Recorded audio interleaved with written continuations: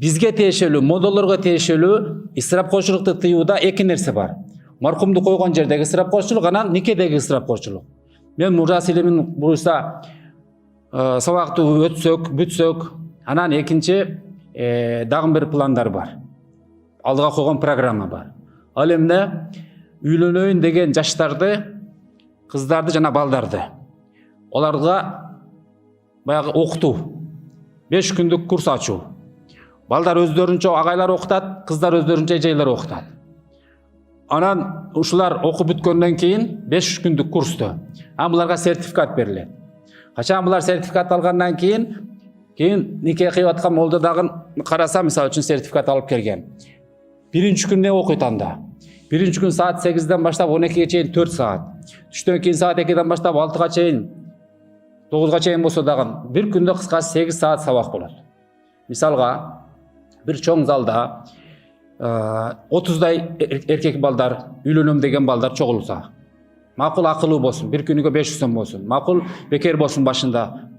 Анан аларга биринчи күнү молдо келип балагатка кантип чыгат, качандан баштап адам намаз окуш керек, эркек кишинин никеден кийинки милдеттери, талак жөнүндө мисалы үчүн 1 саат айтып берсин, нафака жөнүндө дагы 1 саат айтып берсин, эркектин кыла турган жумуштары, балдарга берген таалими, үй бүлөдөгү өзүнүн орду, кыскасы 20 тема болот.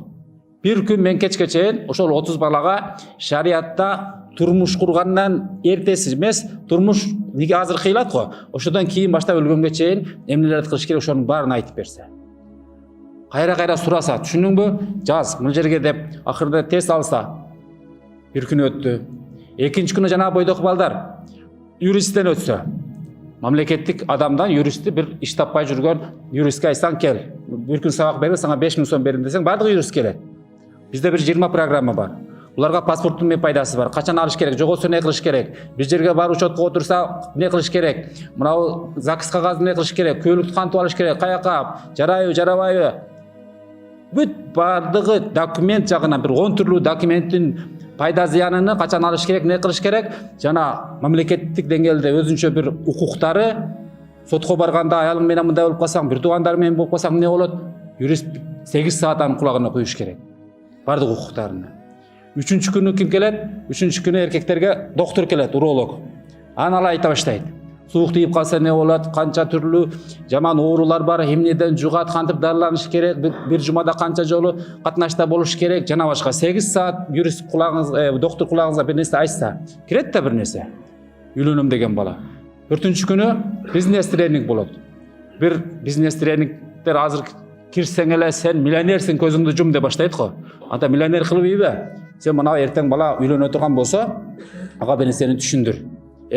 Сен азыр 10 000 долларды мына үйлөнөм деп Россиядан таап кетирсиң. Ушунун бардыгын чачып ийсең ысырап болот. Сен 2000 долларга үйлөн дагы, калган 8000 долларга бул жака вулканизация ачып ал. Же болбосо мындай жожо бак, бөдөнө бак, балык бак, же бир жер алып туруп ал жерге баягы алма эгип кой. Жана башка башталгыч бир тренинг бизнести үйрөтө турган. Ошону 8 саат айтып берсе, анан дагы 5-күнү күнү дагы бир психолог келсе, үйлөнсөм, үйлөнбөсөм, кимге үйлөнсөм, качан үйлөнсөм, үйлөнүп туруп Россияга кетип калсам деп маң басып калган жигиттер болот да. Нике кыйып атканда десең шочуп кетет. Атын сурасаң билбей калат тилиге. Ошондой бир ой басып калган жигиттерге 8 саат психология жагынан түздөш керек. Мына ушул 5 теманы окуп бүткөндөн кийин, анан кийин 5 агайдын печаты колу бар, печать берип жиберсең. Анан эртең барып ал үйлөнсө, шарият жагын билет, юрист жагын билет, ден соолугун сактай алат, бизнес кыла алат, жана башка.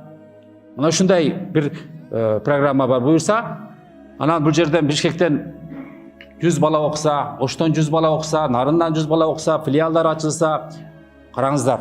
Малайзияда, Туркияда бул эме өтө өнүккөн нерсе. Не үчүн Малайзия менен Туркия мусулман өлкөлөрдөн эң жогору чыгып кетип, технология жагынан, илим билим жагынан, себеби алар үй бүлөлүк институтту бекемдеп койгон. Үй бүлө бузулбайт аларда көбүнчөсү. Алар даяр. Караңыздар. Бир чач алыш үчүн, парикмахер болуш үчүн кыздар 6 ай бир жерде окуйт. 2 ай бекер иштеп берет бир устазга барып алып. Анан 4 ай арзаныраак иштеп берет. 1 жылдан кийин анан бир чач алып өзү акча таба баштайт. Бир чач алуу бир жашообуздун 1000ден 1 бөлүгү да. Ошого ушундай 1 жыл окуш керек экен. А жашоо бул 100%га эмне үчүн 5 күн окубаш керек деген маселе да. Повар болуш үчүн канча ай окуп атат? Макуланы жаман кылып койсоң, тузун алып койсоң, бирөөдөн сөгүш эстесин же болбосо угасын болбосо акчасын бербей коет. Эч нерсе эмес. А бирок турмушка аттанып атып, никеге аттанып атып, ошондо эч нерсени билбей аттанып атса, анан булар кантип анан эртең ката кылбай жашайт булар? Жаштар. Элестетиңиз. Бир үй бүлө атасы менен аялы отурат чай ичип. Телефон келди, алло. Сиздердин кызыңыздарга жуучу болуп барган жатабыз, тосуп алсаңыздар, уруксат болсо. Макул келиңиздер. Баланча Айша таң таныш бөлө, ооба, келиңиздер. Келди. Жуучу болуп келген тарап ата-эне отурат. А тиги үйдө кыз отурат. Көзүн боюп, кашын чаптап, интернетте ар ким менен жалжаңдап отурат. Эми сүйлөшүп жүрүп атат, кызыңарга ушундай түштүк деп. Атанын дагы, апанын дагы жүрөгүдө мыжыгылып, жүрөгү мындай турат. Бул кызыбыз макул деп кое турам болсо, эртең мунун баласында турмушка чыгып кетсе, барып тамак бышыра алабы, ата-энеге кызмат кыла алабы, эртең бизди уят кылып койбойбу? Азыр 50% көп ата-энелер ушул нерсе. Тарбиялаган жок, башка кылган жок. Же болбосо ата-энеси тиги Россияда жүрөт, биякта чоң энеси менен жаш балдар тарбияланып атат. А чоң элдер иштекени аларга айтпайт да. Азыр бул технология өнүккөн заманда 1 секунд эле дүйнө менен байланышып атат. Ушундай көйгөй барбы жокпу? Бар да. Ата-энелер кызыны бирөөгө макул, силерге бергенге даярбыз дегенден тартынат. Болбосо бул отуруп калса, карадалы болуп калса, кетпей калат деген да коркунуч бар. Бербейин десе, тарбия жагы дагы бар.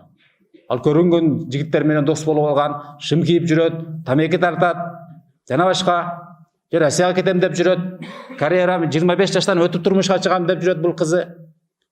Ошондой кызды ошол ата-энеси ушундай бир курс ачылып калса, 5 күнгө жиберип коюшка даяр болор.